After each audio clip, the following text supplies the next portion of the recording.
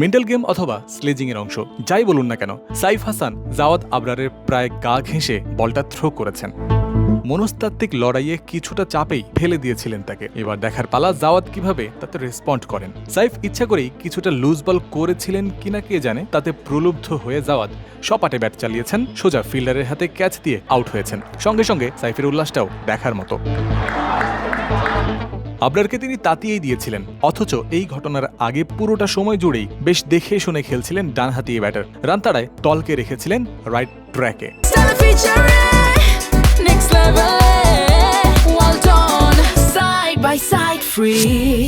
সাইফ হাসানের সাথে দ্বৈরথটা খানিকক্ষণ আগে থেকে জমে উঠেছিল। এভাবে বিট করছিলেন, ভালো বলের প্রতি সম্মান দেখিয়ে জাওয়াদও দেখে শুনে এগোচ্ছিলেন। 50-র পথে রয়েছেন যে ব্যাটার, তাকে তো গলার কাঁটা মনে হবেই। অফ স্পিনারদের বলে জাওয়াদ বিট হয়েছেন বেশ কয়েকবার। তাকে অল্পতেই আউট করতে না পারলে 264 রান ডিফেন্ড করার টাফ হয়ে যেতে পারে, ভালো করেই জানত সেন্ট্রাল জোন।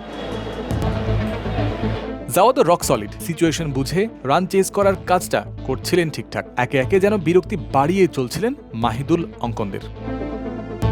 এমন ইস্পাত কঠিন মেন্টালিটিতে যিনি ব্যাটিং করছেন, তাকে থামাতে হলে মনোবলে আঘাত করা তো ক্রিকেটেরই ঐতিহ্যবাহী ধারা। সেটাই করেছেন সাইফ হাসান, কাজে লাগিয়েছেন নিজের অভিজ্ঞতা।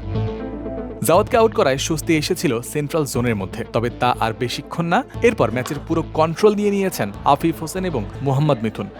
সেঞ্চুরি ছোঁয়া ইনিংসে আফিফ যেমন আধিপত্য বিস্তার করেছেন, মিথুনও অপরাজিত থেকেছেন 70-এর বেশি রান করে। বিসিএলে নিজেদের প্রথম ম্যাচে জয় নিয়েই মাঠ ছাড়ল সাউথ জোন।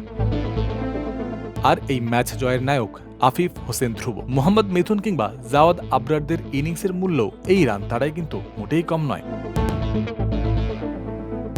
রাজশাহী বিভাগীয় স্টেডিয়াম থেকে জয়ন্ত বিন্দু, ক্রিক ফ্রেন্সি।